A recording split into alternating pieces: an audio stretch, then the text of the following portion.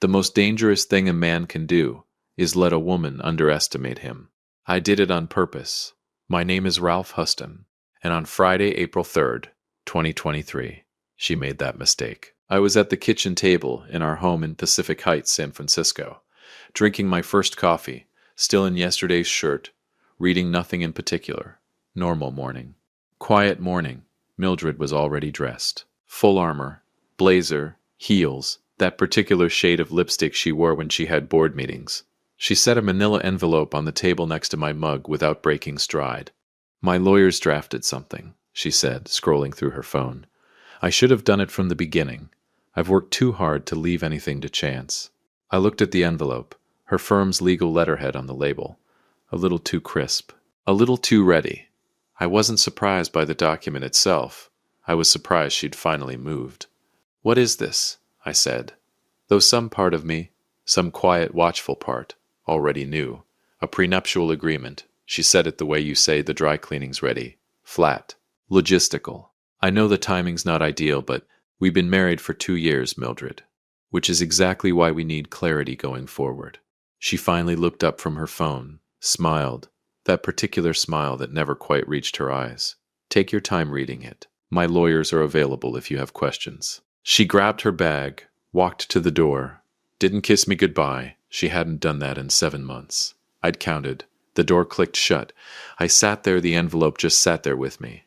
I picked it up, put it down, picked it up again. 11 pages. Her signature already on page 9. Her lawyer's contact cards paper clipped to the front like this was a real estate closing and I was just supposed to sign and move on. I read every word, and somewhere around page 6, where my assets were described as unverified and presumed minimal, something shifted in my chest. Not anger. Clarity. Welcome to Dad's raw revenge. Get settled, because this one is going to take you somewhere. Drop a comment and let me know where you're watching from. Hit that like button and make sure you're subscribed. Trust me, you're going to love it here. But this story doesn't start on Friday, April 3rd, 2023. It starts 3 years earlier, on a Wednesday night in late February 2020, when Mildred Voss walked into my life wearing a black dress and a smile that probably had a terms and conditions section I hadn't read yet. Stanford Alumni Mixer, San Francisco. The kind of event where everyone's either networking or pretending they're not networking. I was standing near the back by the shrimp cocktail, because that's where the real people stand, nursing a club soda and wondering why I'd let my college buddy Dave Jason talk me into coming. "You haven't been out since you sold the company," Dave had said 2 days earlier. "You're becoming one of those guys." "What guys?" "The kind who names their houseplants, 'I don't have houseplants, Dave.'" "Exactly," he said. "That's worse." So I went. Navy blazer, no tie. I was planning 45 minutes, 3 handshakes, and then home to my apartment in Pacific Heights to watch something forgettable on TV. She found me. I know that now. But that Wednesday night in February 2020, I just thought I was lucky. "You're not working the room," she said, appearing beside me like she'd been there the whole time. I looked around. "Neither are you." She laughed, actually laughed, not the practiced kind you hear at these things. "Touché." Mildred Voss. "What do you do, Ralph Huston?" Here we go. I got this question 40 times a night at these events. I'd learned to keep it simple, keep it boring, keep them moving. "Consulting," I said. "Retired, mostly. I dabble." She didn't move. Most people move on after dabble. She didn't. We talked for 2 hours that night. She told me she was CEO of a mid-sized logistics firm called Vosscore. Growing fast, investor-backed, the whole package. She was sharp, funny in that dry, understated way I can't resist. And she looked at me like I was a puzzle she hadn't solved yet. I should have recognized that look. I've used it myself. Now here's what Mildred thought she knew about Ralph Huston that February night. Comfortable consultant. Nice apartment. Sensible shoes. Low-key by nature. Here's what was actually true. 3 years before I met her, I'd quietly sold a supply chain software company I'd built over 9 years to a private equity firm in Chicago for a number my accountant still gets nervous saying out loud. No press release. No LinkedIn announcement.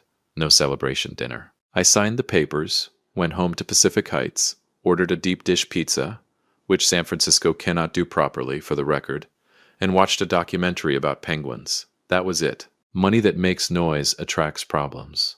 I'd watched enough men implode chasing recognition to understand that the quietest guy in the room is usually the most dangerous one. Mildred thought she was dating a comfortable, low-profile consultant.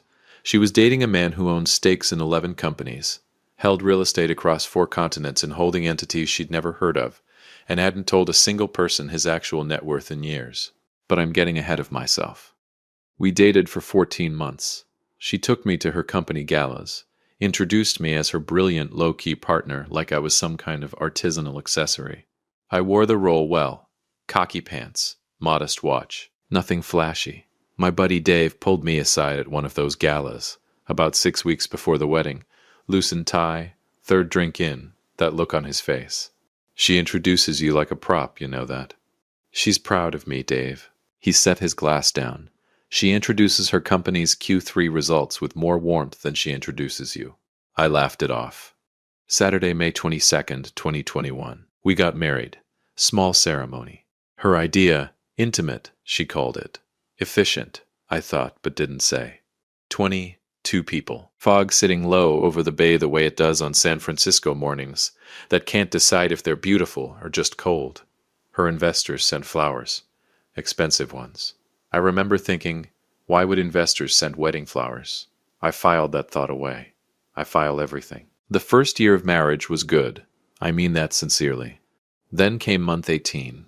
Sunday, November 9th, 2022. She was at the office. Again, I was home reviewing investment documents at the kitchen table. We shared a household drive, tax records, insurance, property deeds. Standard stuff. I wasn't snooping. I want that on record. I was looking for our homeowner's insurance renewal, and I took a wrong turn through a subfolder labeled Archive, and there it was, a document titled Exit Strategy, R. My first thought was, that's a very clean font for something that's about to ruin my Sunday. I opened it. I read it twice. Then I sat very still for about 4 minutes, which if you know me is 4 minutes longer than I sit still for anything. 12 pages. Thorough. Clinical. Our marriage laid out as an asset management structure. My financial profile, or what she thought was my financially adjacent, but legally separate. A timeline broken into years. Year 2, consolidate joint accounts. Year 3, increase her public asset base. Year 5, initiate dissolution. And on page 7, a name. Brett Calloway, partner at Voscor. Smooth hair, firm handshake. Had shaken my hand at 3 separate company dinners. Always called me Buddy. I closed the laptop, went to the kitchen, made pasta from scratch because some situations require the kind of focus that only comes from kneading dough. Opened a bottle of Napa Red, set 2 places at the table. And then, sitting there in the quiet of that kitchen, I understood something that was almost worse than the betrayal itself. She hadn't chosen me in spite of my invisibility. She'd chosen me because of it. Think about it. No social media presence. No Forbes profile. No ego requiring public maintenance. A man who'd sold a company for a number nobody outside his accountant knew about, and celebrated with a pizza and a penguin documentary. I was, in her careful estimation, the perfect financial hiding place. Her investors were asking questions about her lifestyle, her spending, her judgment. A steady, modest, low-profile husband neutralizes that noise. Makes an ambitious woman look grounded. Makes a bored exhale. I wasn't a partner. I wasn't even really a husband. I was a strategy with a wedding ring. And the most dangerous part, she was right about everything she thought she knew about me. I was invisible. I was quiet. I was exactly what she'd researched. She just never thought to research what quiet men do when they've been underestimated.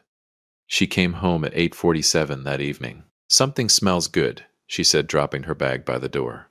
Cacio e pepe, I said. Sit down. She sat. We ate. She told me about her day. I told her about mine, the edited version. We had wine. I cleaned up. We went to bed.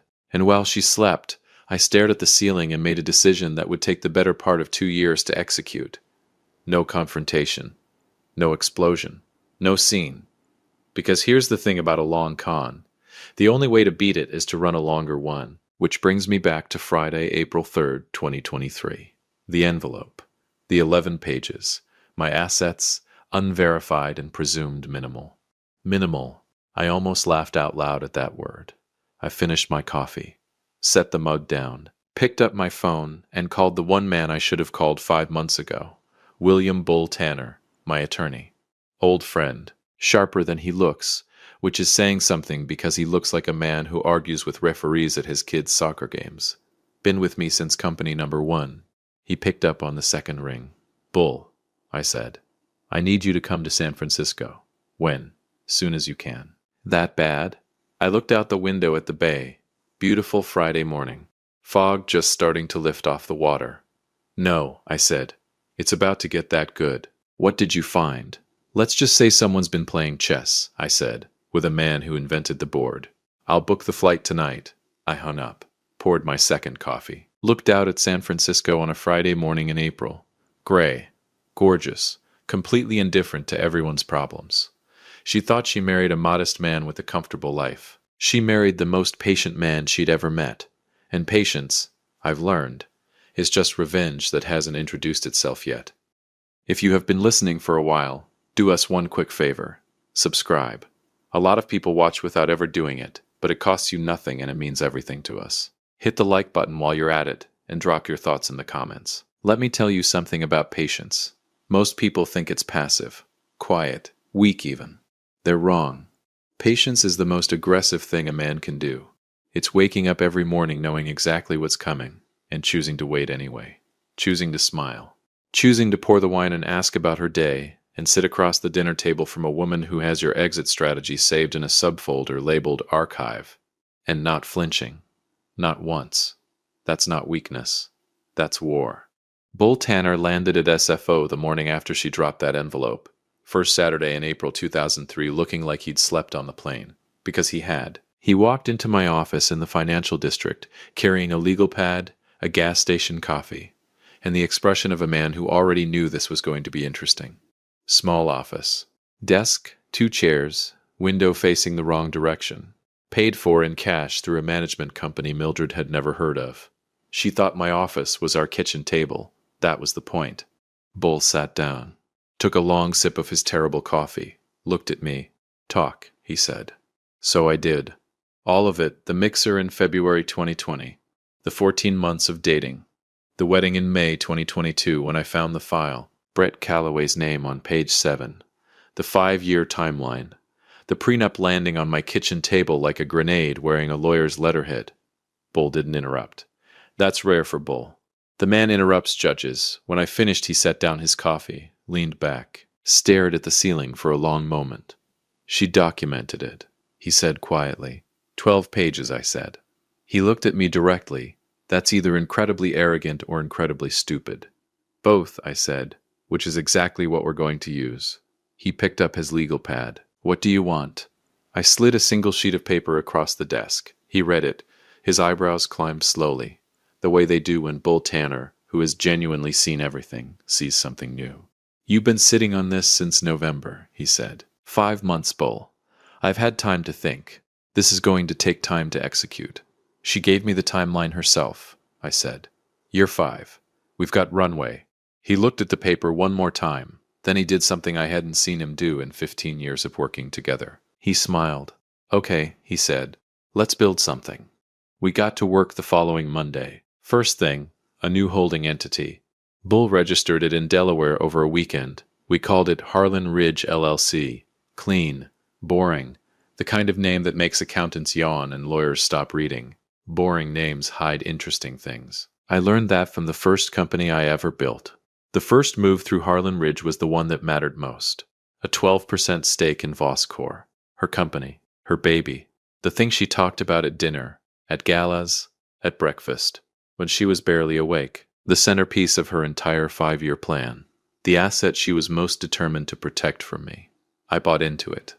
Silently. Through Harlan Ridge. Through a secondary holding company that connected to Harlan Ridge the way a shadow connects to a man.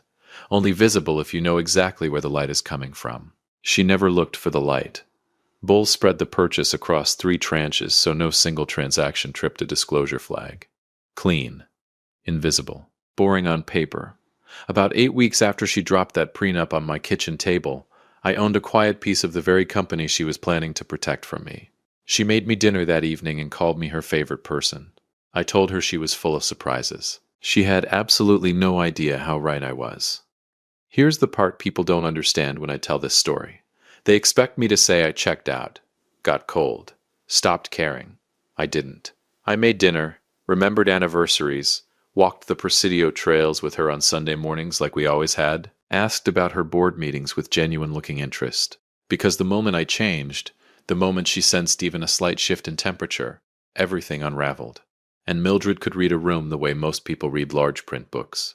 Effortlessly, instantly. So I gave her nothing to read, smiled, showed up, poured the wine, and every Saturday morning drove to the financial district and quietly dismantled everything she thought she'd built around me. Nobody said revenge had to look like revenge. Sometimes it looks exactly like a happy marriage. But I want to be honest about something, because this story isn't just about strategy. There were nights, and I won't tell you how many, where I sat at that kitchen table alone after she'd gone to bed and felt something I didn't have a clean name for. Not anger, not even sadness exactly. Something closer to grief. The quiet kind that doesn't announce itself. I had genuinely loved this woman. Or I'd loved who I thought she was. Which might be the same thing. Which might be worse. There was one night in particular. December. Rain hammering the Pacific Heights windows. She was asleep. I was sitting in the dark kitchen with a glass of whiskey I wasn't drinking, looking at nothing, and it hit me all at once. The full weight of it. Not the betrayal. Not the plan. Just the simple, stupid fact that I had walked into that mixer in February 2020 and thought I was lucky. I had wanted it to be real, even after I found the file. Some stubborn, foolish part of me had wanted it to be real. I sat with that for about 10 minutes. Then I poured the whiskey out, rinsed the glass, went back to bed, and the next morning I drove to the financial district and kept building, because wanting something to be different and letting it destroy you are two very different choices. I made mine. By that summer I moved into the logistics play. She talked about her vendors constantly over dinner. The Fresno contract is bleeding us. The Chicago carrier can't hit last-mile targets. On and on. I nodded, sympathized, refilled her glass. I was also taking notes. Two of Voscor's largest freight suppliers were running thin margins and quietly shopping for capital partners. One in Phoenix, one in New Jersey. I bought into both. Not controlling stakes. Nothing loud. Just enough presence at the table when contract renewals came up. Just enough that when Mildred's team sat down to renegotiate, the people across from them were several invisible layers removed, connected to her husband. She was negotiating against people who reported to me. I'm not going to pretend that didn't feel a little good. I'm only human. That fall, Bull called on a Thursday morning. No greeting. "Brett Calloway," he said. I set down my coffee. "Talk to me." He runs a personal investment fund on the side. Small. 8 LPs. He's been quietly shopping for someone to anchor a second raise. Quietly. My favorite word in the English language. "How much?" I asked. $2 million to anchor. He'd take less from the right partner. "Become the right partner," I said. "Arm's length, Bull. 3 layers minimum. He cannot know it's me. Ralph," he called me buddy. To my face. 3 times. I paused. "I want 4 layers." Bull actually laughed. First time in months. 4 layers, he said. Got it? By early winter, I was a silent limited partner in Brett Calloway's personal investment fund. The man whose name was on page 7 of my wife's exit strategy, the man who'd shaken my hand at 3 company dinners and called me buddy, was now, completely unknowingly, in business with me. Take a second with that. By January 2024, here's what the board looked like. Harlan Ridge, holding 12% of Voscor's largest contracts, both carrying my capital. Brett Calloway's fund, anchored 4 layers deep by Ralph Houston. And Mildred? Mildred was having her best quarter yet. Voscor was growing. Her board was happy. Her investors were patient. She had no idea the foundation under everything she'd built had a different owner. She was standing on my floors and calling it her house. Friday, April 3rd, 2024. Exactly 1 year to the day after she dropped that envelope on my kitchen table. "Everything's in position," Bull said when he called at 9 a.m. "You want me to start the counter document?" "Not a counter," I said. "A revelation." "How thorough?" "I want her lawyers to sit down when they open it. I want the senior partner to stand up and close his office door. Give me 3 weeks." "You've got 2. 2 weeks later, Bull walked into my office carrying 47 pages. Set them on the desk like he was handling something that could detonate. I read every page, slowly, carefully. This is everything. Everything, Bull said. 11 tech investments, 3 unicorn valuations, real estate across 4 continents. The logistics network, both suppliers fully documented. Harlan Ridge's 12% stake in Voscor, and the Callaway Fund. All 4 layers fully traceable back to you. I looked at the document. 47 pages. Her prenup had been 11. She brought a knife. I came back with a different kitchen entirely. Send it, I said. The response came a few days later. Not from Mildred. From her lead attorney, Gary Ostroff. Senior partner, 23 years in family law, a man who by reputation had seen absolutely everything. Bull told me the call lasted 6 minutes, that Ostroff spoke the way people speak when every word is a step across ice. Mr. Tanner, he said carefully, your client's holdings are considerably more substantial than previously understood. Yes, Bull said, they are. Huston would like to revisit the terms of the prenuptial agreement. Bull looked across the desk at me. I shook my head. Once. The terms are hers, Bull said. Mr. Huston wouldn't change a word. Long silence. I see, Ostroff said finally. I'll be in touch. Bull hung up, looked at me. How do you feel? He asked. I thought about a Sunday evening in November 2222. A clean font on a document that was never meant for my eyes. A ceiling I'd stared at while the woman beside me slept and dreamed of year 5. I stood up, put on my jacket. Hungry, I said. Let's go to Clement Street. There's a moment in every long game when the board shifts. Not dramatically, not with an explosion or a speech or someone flipping a table. Just a quiet, irreversible tilt. Like a ship that's already decided to go down but hasn't told the passengers yet. That moment came a few days after Ostroff's call.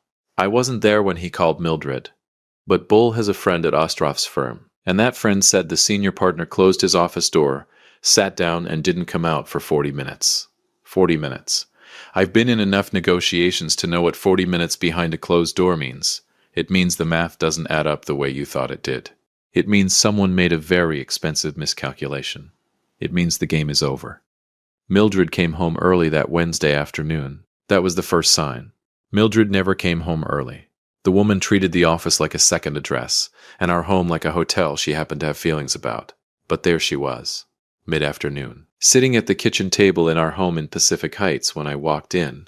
No blazer, no laptop open, no phone in her hand. Just sitting. I knew immediately, but I didn't let my face know. Hey, I said, setting my keys on the counter. You're home early. She looked at me for a long moment. Really looked. The way she used to back in the beginning, like I was a puzzle she hadn't solved yet. Gary called me, she said, Your attorney? Yes. I opened the refrigerator, pulled out a bottle of water, took my time. Everything okay? I said. Ralph? Mildred. She exhaled, slowly. The way people exhale when they've been holding something heavy for hours and the body just gives up. Harlan Ridge, she said. I turned around, leaned against the counter, looked at her. What about it? You know what about it. Silence. The kitchen was very quiet. Outside, San Francisco was doing its thing. Traffic on Broadway, someone's dog, the distant foghorn off the bay. The whole ordinary world moving like nothing had happened. How long? She asked. Her voice was steady. I'll give her that. Even then, Mildred didn't crack easily. How long what? Crossed my arms. Looked at the woman I'd shared a bed with for 3 years. The woman who documented our marriage like a business acquisition and filed it under archive. Since November 2022, I said. She closed her eyes. Just for a second. Just long enough for me to see the calculation happening behind them. The file, she said quietly. The file, I said. Silence. Longer this time. You never said anything, she said. Neither did you. She stood up slowly, walked to the window, stood there with her back to me, looking out at the street below. I let her stand there. I wasn't in a hurry. I'd been not in a hurry for 17 months. How much?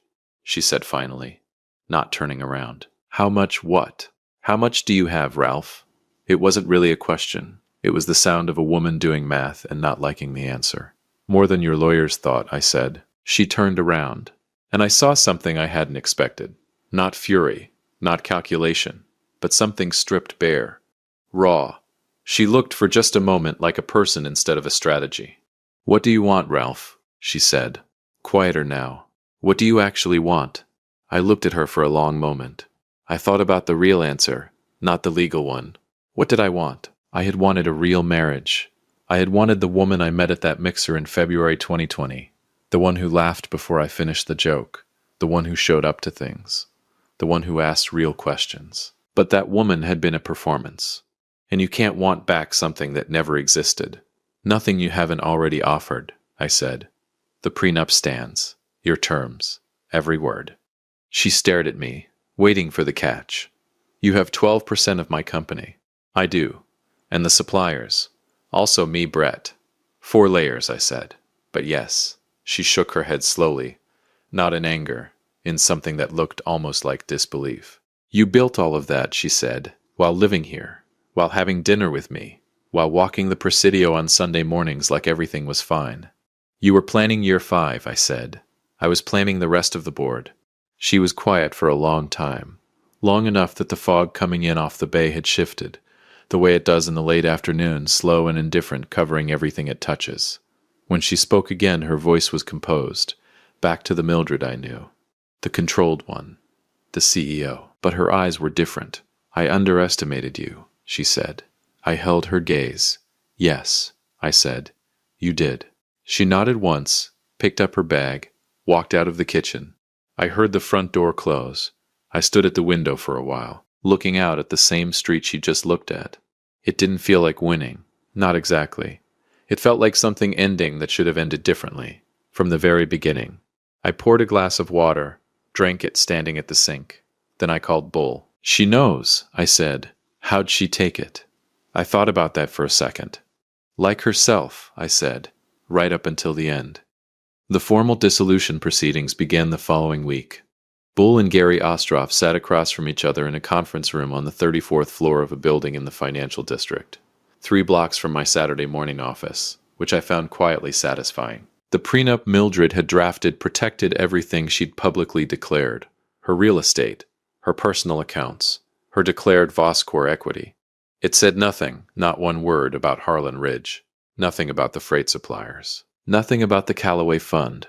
Because she'd written that prenup, in a world where Ralph Houston was a comfortable, low-profile consultant with minimal assets, she'd protected herself against the man she thought she married. She had no protection against the man she actually married. Bull told me later that Ostroff sat across that table looking like a man trying to solve a puzzle where someone had quietly swapped half the pieces. "Your prenup is airtight," Bull told him pleasantly. "Every asset your client listed is fully protected." "And his assets?" Ostroff asked. "Not listed," Bull said, "therefore not subject to the agreement." "She'll contest." "On what grounds?" Bull said. "She drafted it." Ostroff had no answer for that. Neither did Mildred. The papers were signed on a Tuesday morning in late May 2024. I moved out of our home in Pacific Heights that week, hired 2 guys, took what was mine, left everything that was hers exactly where she'd put it. Clean. Efficient. She would have appreciated the efficiency if it weren't happening to her. I took an apartment in the Marina District, 15th floor. View of the bay, the bridge, the whole glittering indifferent city spread out like it was showing off. I stood at that window the first night with a glass of Napa Red and felt something I hadn't felt in almost 2 years. Still. Not happy exactly. Not triumphant. Just still. Like a room after a long noise finally stops and you realize how loud it had been the whole time. That kind of still. That summer, Voscor's board called an emergency session. Harlan Ridge's 12% stake, now public through the dissolution filing, had sent ripples through the investor community. The institutional investor who'd been patient for 2 years, the same one who'd sent expensive wedding flowers back in May 2021, suddenly requested a formal meeting. I finally understood why investors send wedding flowers. They weren't celebrating a marriage. They were protecting an investment. Questions Mildred couldn't answer cleanly. A board that was running out of patience. Brett Callaway resigned from Voscor a few weeks later. The official reason was personal pursuits. The actual reason was that his personal investment fund, anchored 4 layers deep by Ralph Houston, had become a conversation he couldn't finish cleanly. I never made a single phone call to make that happen. I didn't have to. By late summer, Voscor's board reached out to Bull. Not adversarially, almost apologetically. They were looking for stability. Harlan Ridge's stake commanded respect. Would Mr. Houston consider a formal role? Bull forwarded it to me without comment. I read it twice. Thought about a Wednesday night in February 2020. A woman in a black dress appearing beside me at a Stanford mixer like she'd been there the whole time. A smile with terms and conditions I never agreed to. You're not working the room, she'd said. I wasn't, but I was paying attention to every single person in it. I called Bull. Tell them I'll take the chairmanship, I said. Not the advisory role. The chairmanship. Someone who actually built the thing. You know she's going to see that announcement, Bull said. I know. And? I looked out at the bay from my marina apartment. The bridge lit up in the late afternoon. Fog rolling in off the water the way it always does. Slow, inevitable, completely indifferent. And nothing, I said. It's just business. On a Sunday morning in early September 2004, I read about the Voscor chairmanship announcement in the business section, over coffee at a small cafe in the marina. Good espresso. Nobody knew who I was. That's still my favorite part. Dave called at 10 a.m. I saw the announcement, he said. Morning, Dave? Ralph. A pause. I told you. You told me she was intentional. I told you the intention might be something you didn't know about. You did, I said. You were right. So what now? Now, I said.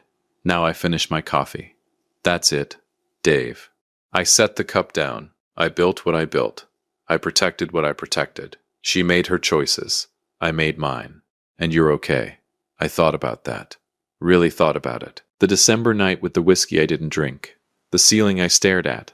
The pasta I made for two on a Sunday in November 2022, while a 12-page document sat 3 feet away from me on the desk.